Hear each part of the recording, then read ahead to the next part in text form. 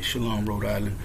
We are the I.S.U.P.K, the Israelite School of Universal Practical Knowledge, coming out of 1 West, 125th Street, Harlem, New York. Since 1969, we've been dropping this truth. We're under command in General YAHANNA.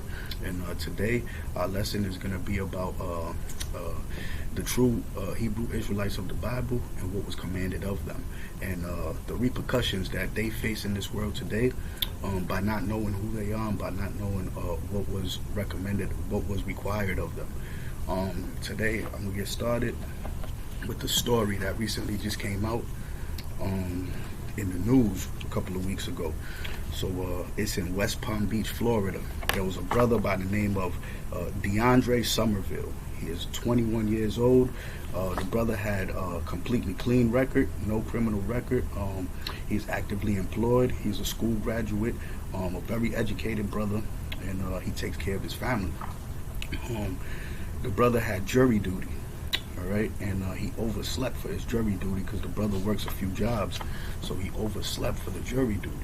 And what happened was the judge in the case by the name of Judge John Casternakis, he sentenced this brother DeAndre Somerville to 10 days behind bars, 1 year probation, 150 hours of community service, a $223 court fine, and that's all just stems from this brother waking up late and not making it to the jury duty.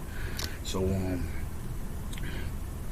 this goes to show that, like, you know, no matter what, if you have a clean record, you know what I mean, if you don't have a record at all, it doesn't really matter to these people, you know what I mean.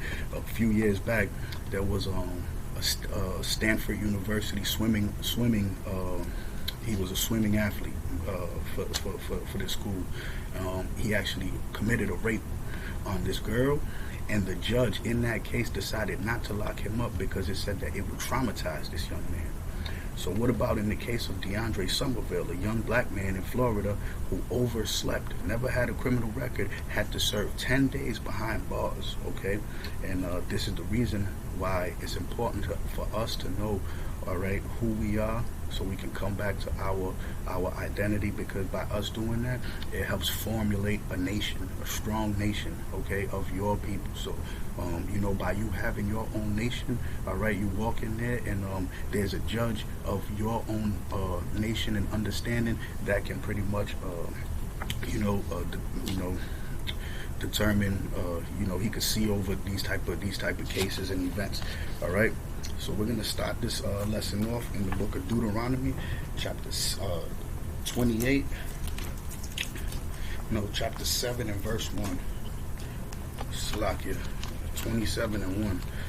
Let me get together here. Alright, so chapter 27 and verse 1. Alright, so it reads, "And Moses with the leaders of Israel commanded the people, saying, Keep all the commandments which I command you this day." So if you notice in the scripture, it's telling us he just got these laws from the Most High, okay? So Moses is instructing the people to keep all the commandments, not some of the commandments. All right, Pastor Pork Chop today, all right, he lets us know that it's okay to eat pork. It's okay to break some of these laws because the laws are done away with. But in fact, right here, it's even proven that the laws were never done away with. And we're going to get into that later too, because Yahawashi, who the world calls Christ, when he was on the earth, okay, he was, all right, reading from the book of Jeremiah, from the book of Moses, from Deuteronomy. So he was reciting the prophets of old that came even thousands of years before him. Okay, in the book of Jeremiah, chapter 10, it tells us not to worship, you know, what the heathens worship. So that's pretty much meaning Halloween, which just passed. Halloween is not of the Lord.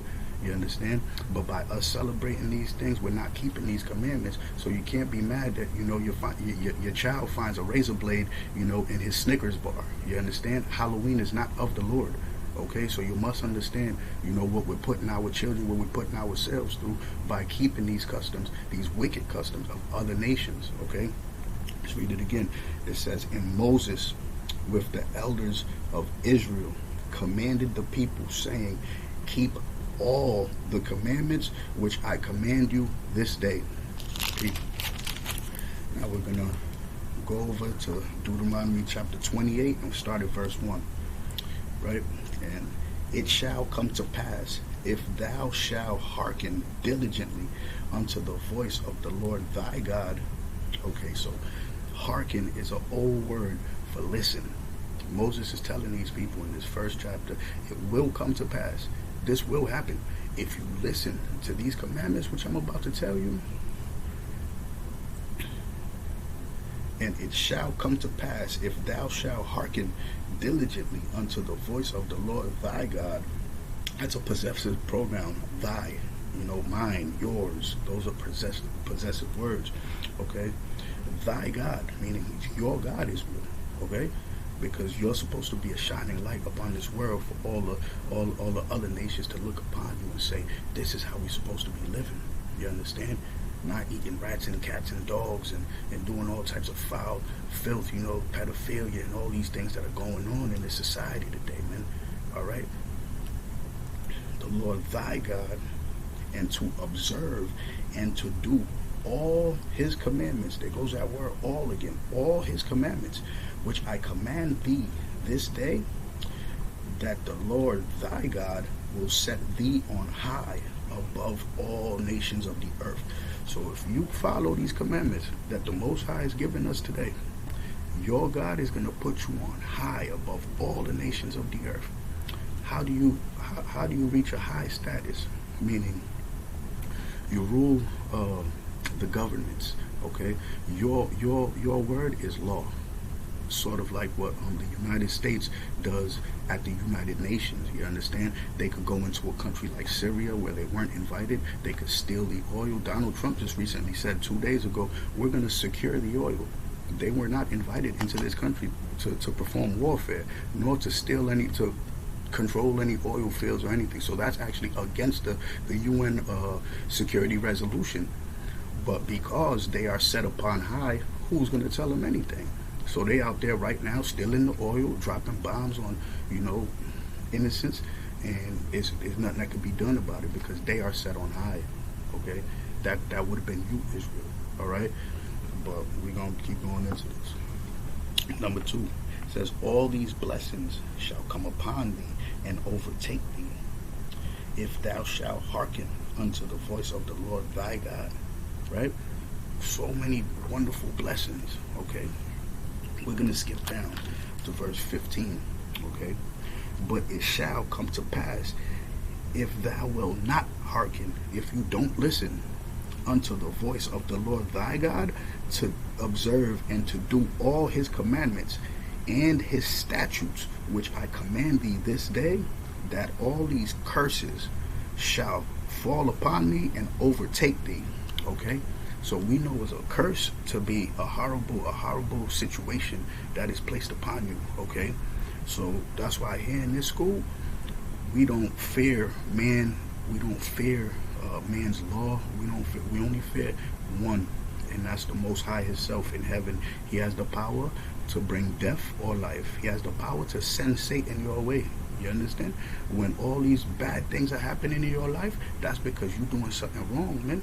And the Most High sent his goons after you. All right? Satan he works for the Most High. All right? Never get that twisted. Okay? The Most High cannot make everything and then have an adversary. Like, how does that work? The Most High made Satan to test you. You understand? So when bad things are going on to you, that's because it's a test in your life. He wants to see how you come out of this. You understand? You're gonna be strong or you're gonna fold. Okay, this is what we practice and we teach in the universal, in the I.S.U.P.K.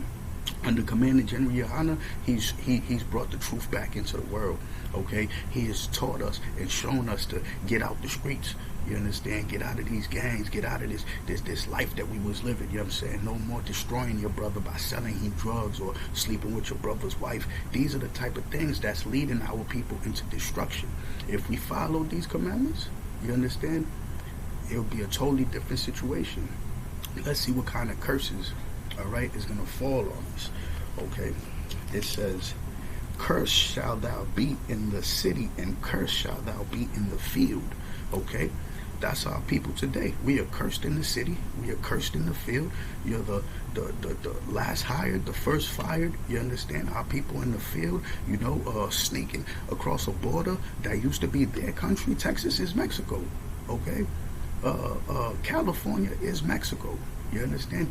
They're coming into a place that used to be theirs so they could work to pick your oranges for 10 cents a day or 10 cents an hour, whatever it is. That's modern day slavery. We're cursed in the field and we're cursed in the city. You understand? It says, cursed shall be thy basket and thy store, meaning we don't have any resources to benefit from. We don't have an economy of our own. Every city that we go through, I recently just got back from Chicago. I'm in Boston all the time. There are these big Chinatowns. You understand? These people are profiting off our hard-earned money, and none of that money is coming back into the community. They're sending it off to their places, you understand, and their community is growing from it. So our basket and our store is cursed. You understand? Let me see. We're going to skip down to 32. Thy sons and thy daughters shall be given unto another people. Who's these other people? ICE agents that got, our Issacharites, our so-called Mexican brothers, their children in the border camps right now, in a country that's supposed to be theirs. You know what I'm saying? Given away to another people, these ICE agents, these, immigration judges, these child support judges. These are these other people. This brother, DeAndre Somerville, okay, he was sentenced by these other people to 10 days in court. That's what we must understand. By us not doing our part, all right, we don't have a part in rulership of this society, okay? So we are living in hell while other people are living in their heaven. They living in their kingdom. They living it up. They can do whatever they want. You can't, black man, Hispanic man, woman, and child, Native American man, woman, and child. All right? This is the point of these teachings, of these lessons, is for us to get back to, what's actually asked of us. Okay? Let me see. We're going to break this down. Bear with me. All right, so it says, thy sons and thy daughters shall be given unto another people, and thine eyes shall fail. Thine eyes shall look and fail with longing for them all the day long. Meaning, you want to get your child back. You understand?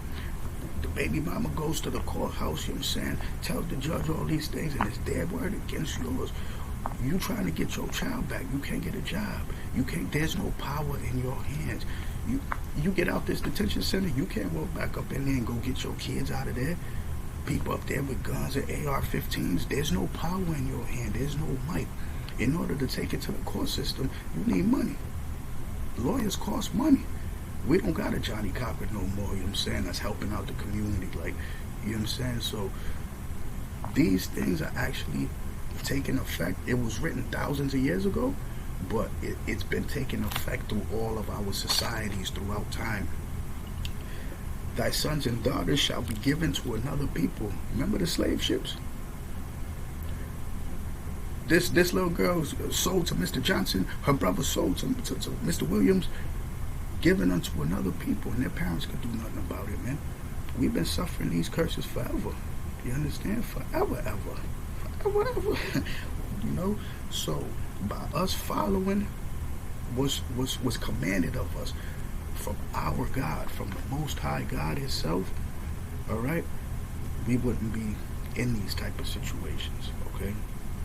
And it's important for us to understand these things, because there is something we could do to get ourselves out of these situations. You understand? All right, so we're going to skip down to 48. We're at Deuteronomy 28 and 48. Therefore, thou shalt serve thine enemies.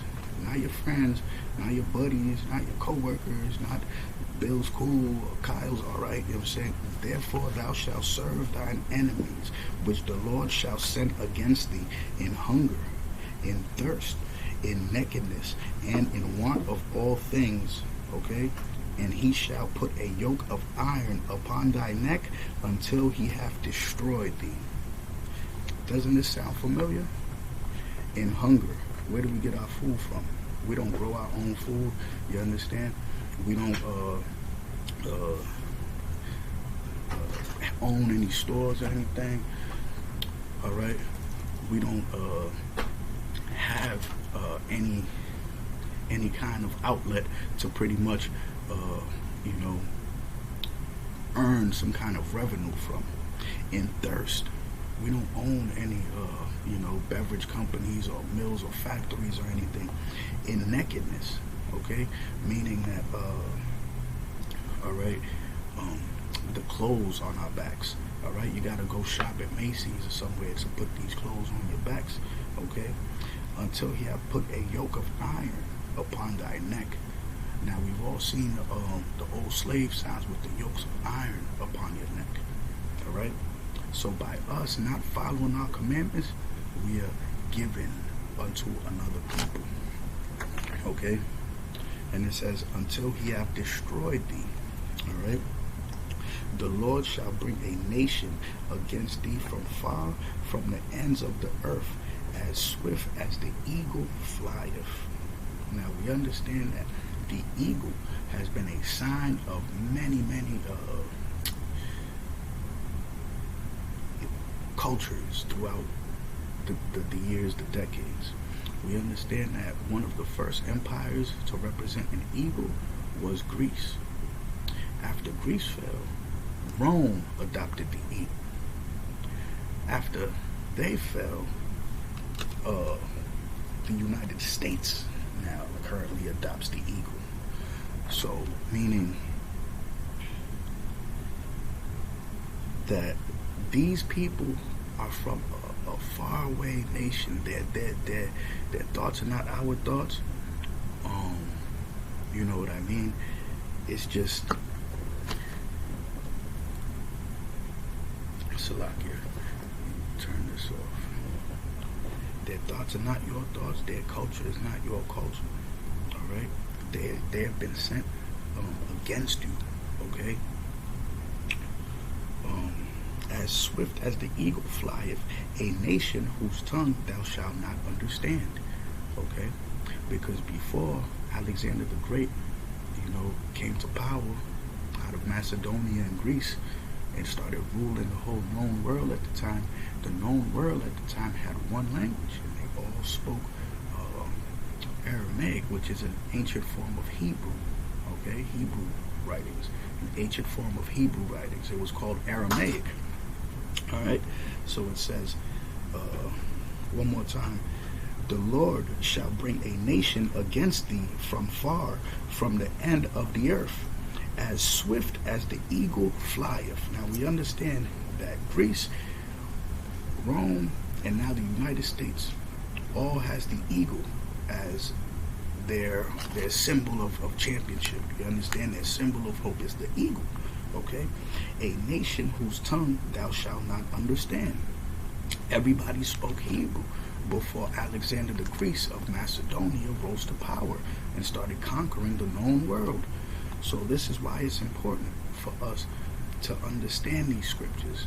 Okay? Because it's only speaking to a certain selective group of people. This is not speaking to everybody. It's like me writing a letter, okay, to Cap. All right. Now the letter is addressed to Captain. All right. Now somebody gets the hold of the letter and they begin to read it and interpret it as if it was for them. That's what Christianity is. Okay. Has nothing to do with these scriptures here. Putting up the tree, celebrating Halloween and Easter, and these things are not in this Bible. In fact, there are passages in this Bible that strictly forbids us from partaking in these type of things. We must understand where this all comes from. Okay, back in the Renaissance period. Renaissance means renewal. The earth was going through a time of renewal. Okay, meaning those in power at the time. All right, everybody back in Rome and you know, they was in power at the time. They was changing things up. The image of white Jesus that we see today comes from the Renaissance period. That's actually a man who lived. His name is Caesar Borgia. He is the son, the second son, okay, of the sixth Pope of Rome. His name was Pope Alexander. This guy's son, his whole family was so wicked that they got a show about it on HBO or Showtime or one of them. It's called The Borgias. It named it after the people. You can actually go watch this show, and it's almost a documentary on their lives, how wicked it was. All right, back in these times, in the fight for power, the lust of power that they had, everything was being renewed. Okay, so they took down the dark images. Okay, when we ruled Europe in the Dark Ages, when King James had a commission to reprint the Bibles into every language that everybody could understand. Okay, those were the Dark Ages. We did that. When the Renaissance period came about, they wanted to wipe all that out. That's why we have all of this today. Okay, so that's where they were trying to get control of the population by using the Catholic Church, but they knew that some of the pagans in those places would not drop their religions. So that's why those pagan worship religions got integrated with modern day, what we know as Christianity today. Okay, carving pumpkins and stuff. We never did any of these things. All right, so by us not following these laws, now you must see where the deception comes from. Now you must see where you understand these other nations that rule over you, our oppressors that rule over us, they understand these things perfectly. And it's pivotal, it's vital for them to make sure you never get a hold of this knowledge. Okay? Why? It's because the word religion means control. They can control us, control society through these things. The poor brother, Botham Jean, okay, who was shot down in his own apartment making a sandwich or something, you know. White cop bust in, boom, boom, boom, killing everybody, and he was in his own apartment. What happened in that trial?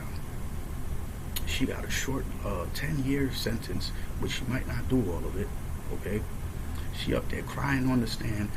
The brother feels bad because he sees, you know, this is what in our head, the image in our head, white Jesus, white Mary. So this is a holy, beautiful woman, and she's crying. She's in distress. You understand? He gets off of his seat and hugs this lady and says he forgives her for killing my brother. The judge, a sister. This was the most disgusting thing I've ever seen. She jumped off the podium to come hug this woman and gave her a Bible to read. Okay? While doing her time in prison. Alright? That's Christianity. I blame Christianity for that. By us not knowing who our enemy is. You understand me? So, by us seeing these situations and circumstances and understanding this Bible, is also helping us to understand the society that we live in. So it's very important, all right, that we study to show ourselves approved, that we all have these Bibles in our homes, in your hotel room when you're about to go sin. You know what I'm saying? It's sitting on the desk at home. Brush it off, take the dust off, crack it open, you know. Start to understand what it is that why are we here on earth? Is it to live this horrible life and then die and you might go to hell? And I mean, come on, that's not in this Bible. What this Bible is offering is salvation, is hope, it's offering life. You understand? And what Commanding General YAHANNA and all the great generals and officers and captains in the U.P.K, the troopers, the young men, even the sisters, the children, you know what I'm saying? By us following and keeping these commandments, okay, is showing and teaching others to do the same. All right. So it's an important work. All right. And it's a marvelous thing. Okay. That the Most High loves. He loves to look down and see that his children are finally coming back. You know, because obviously in this day and age, it feels like something's wrong. There's wars. There's rumors of wars. It's all over the place. You know what I mean? You can't turn on the news without seeing some kind of horrible thing happening to our people. And this is why we're out here on these, street corners every Saturday, all right, teaching these classes, is because this is love for our people, okay? This is love right here. So we're going to skip down to verse 50. It says, a nation of fierce countenance, which shall not regard the persons of the old or show favor to the young. That's heavy. I got to read that again. A nation of fierce countenance, which will not regard the persons of the old, nor show favor to the young. Meaning, it doesn't matter if you're elderly. You will get shot down in the back by the police who's here to make a welfare check. They got to complain, hey, man, my neighbor's door's open. Haven't seen him. You know what I mean? Can you go over there and check out to see what's going on? If he's all right, maybe he had a heart attack or something. Maybe she fell. I don't know. I forget the sister's name, but it happened recently in Texas. All right, the cop was sent over there to do a welfare check. He comes over and he shoots the sister right through the window of her own home. So when your skin color is a threat, you understand, to these other nations, they will not show a favor unto the young nor the old. Young Tamir Rice was playing with a little pistol. All right, he was gunned down. There's not a white boy I know that doesn't have a pistol when he's 5, 6, 7 years old. His daddy ain't taking him out hunting. You know, this boy playing with a little BB gun. These kids got real rifles. What's that Christmas movie, The Christmas Story? The boy wanted a rifle so bad. You understand? That's in their nature. But it's okay for them to walk around with guns because this is their society.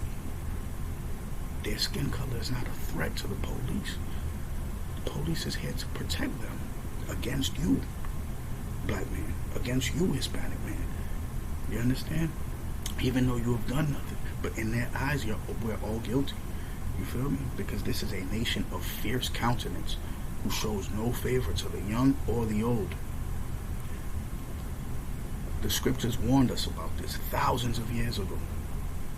King Solomon said that nothing new is under the sun. Everything that's going on today was going on back then in some way or fashion. It's probably worse today, worse than we've ever seen it. But nothing new is under the sun. We were warned. All right. Now, Salakia, we're going to skip down to 64. Verse 64.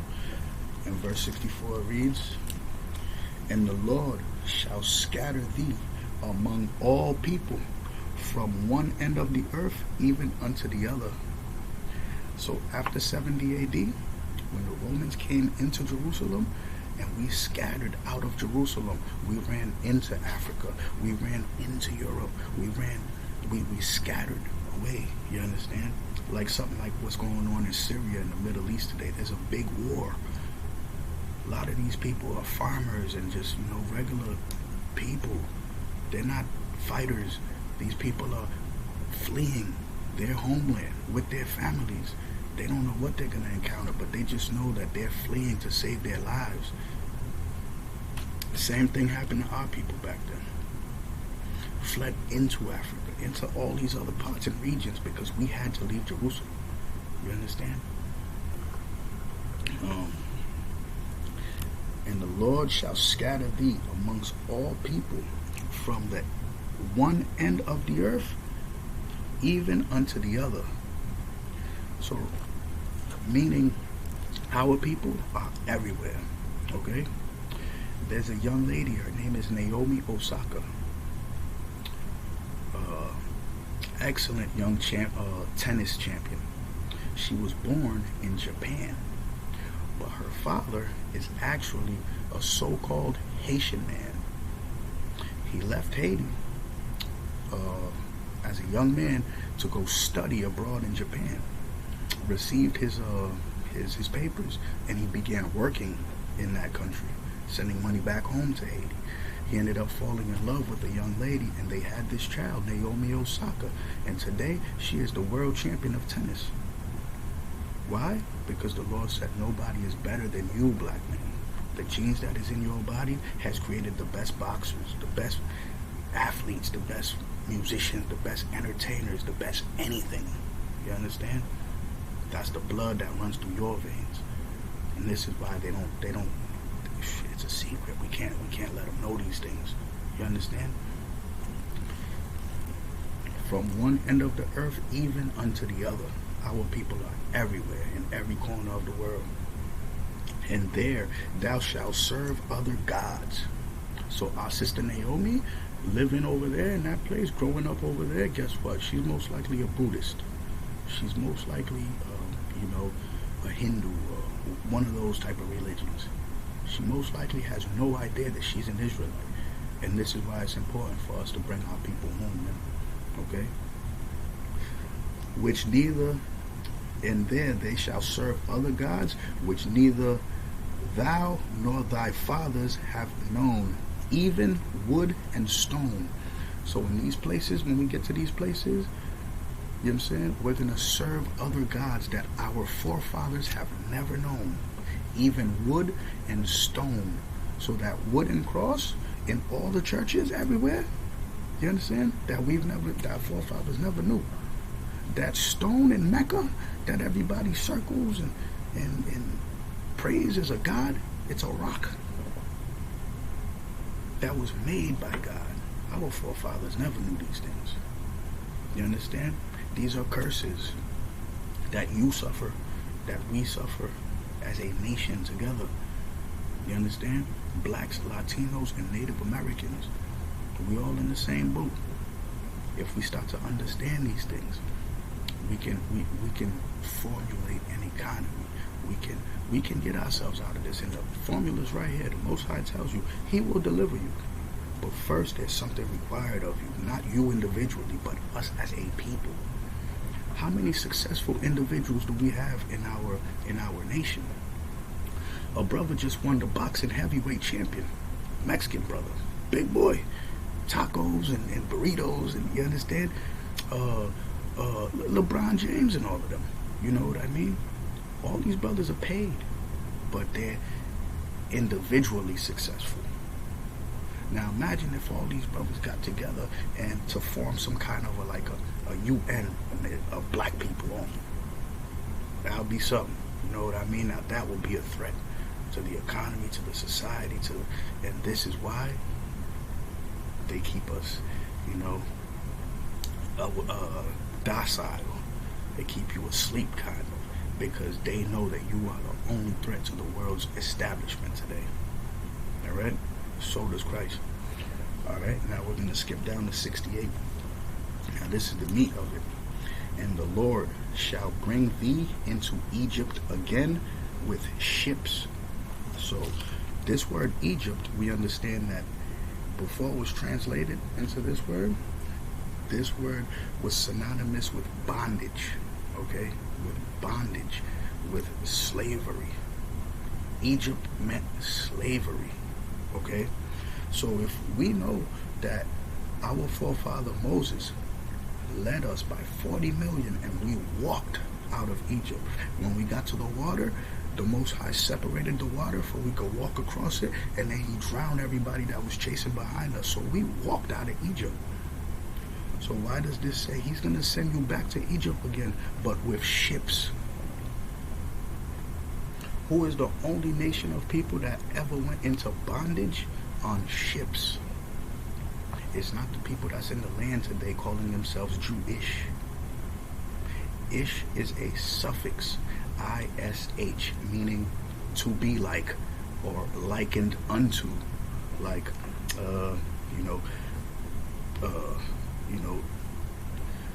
my shirt is blackish, or by saying like my car is red-ish. It's kind of red, but it's peeled over the time, so it's red-ish. It's like, but it's not. You understand? So they are a Jew-ish. You are a Jew. Understand? So it says, and the Lord shall bring thee into Egypt again with ships, by the way whereof I spoke unto thee, thou shalt see it no more again. And when Christ made that prophecy and said we will never see Jerusalem again, not one stone will be left turned upon another. And that's what's happened. Our homeland is utterly destroyed. Right now there are heathens in it, and they are practicing wicked things in our homeland. And we cannot go back until the Most High brings us back. But before we can go back, we have to come together as a people. We can't be individuals. We are a nation of people. Alright? And there ye shall be sold. Was the only people that came on ships and that were sold unto your enemies for bondmen and bondwomen, and no man shall buy you. Buy is an ancient word meaning save. No one would save you. Marcus Garvey tried to save us. Malcolm X tried to save us. Martin Luther King made it look like he was trying to save us.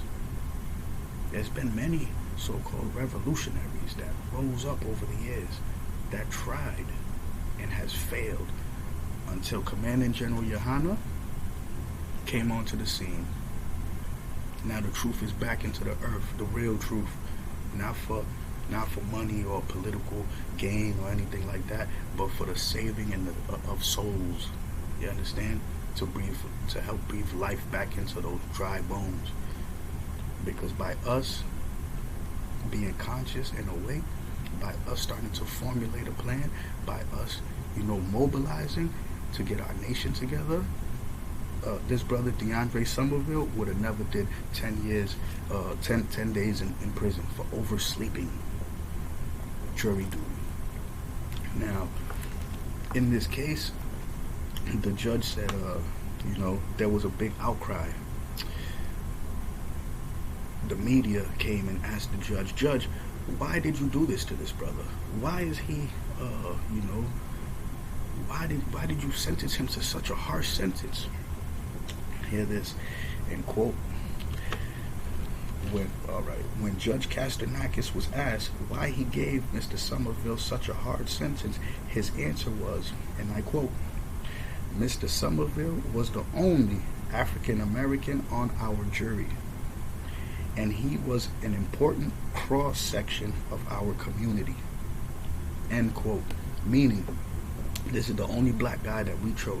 We finally found a black guy that's no criminal record, no nothing, and we needed him for this trial. And he goes and pulls some nigga shit. This nigga oversleeps, and I'm gonna punish him, because there's no love in that judge's heart for Mr. Somerville. He just sees him, that's our black guy. That's how they see you too on the job site. We're not racist. We hired two. We got two. These are our two right here. I got friends. Look at this. Is one of mine. How could I be? But yeah, I love Trump. I want to make America great. But you understand? The Lord calls these people our enemies. Not meaning for us to go pick up sticks and stones or weapons or arms against them, but for us to understand, alright, that these people, they might smile and laugh in your face, but as soon as you turn around, they're making nigger jokes about you. This is a different nation. It's okay to do business and trade and customs with these other nations, but we shall not marry these other nations. We should not integrate into these other nations. We should not even really be here. This is a punishment from the Most High. We are not Americans. We are being punished by Americans. Okay? So by us coming back together, it makes our people stronger. So the lesson of the day is, that we have commandments and things required of us to do, and if we don't, these tragedies will continue to happen. But if we do, there is a light down at the end of the tunnel, and that light was an example given when Moses led our people out of Egypt the first time, and it will happen again. Another Exodus is coming, but in order for it to happen, a lot of things must take place first. And this is one of the steps. This is probably the first major step, is by us realizing and recognizing who we are and what's going on around us. So that way we can formulate plans to you understand, to work with that. And with that, we're going to end the class today. We're the I.S.U.P.K, the Israelite School of Universal Practical Knowledge, coming out of 1 West 125th Street, Harlem, New York, under Commanding General YAHANNA. We've been dropping this truth since 1969, that you so-called blacks, Latinos, and Native Americans are the Lord's chosen people. You are the Israelites spoken of the Bible, and there are things required of us in order for us to get out of this hell that we're in. It's not going to be forever, but a short time. Just hold on, all right? And until next time, shalom.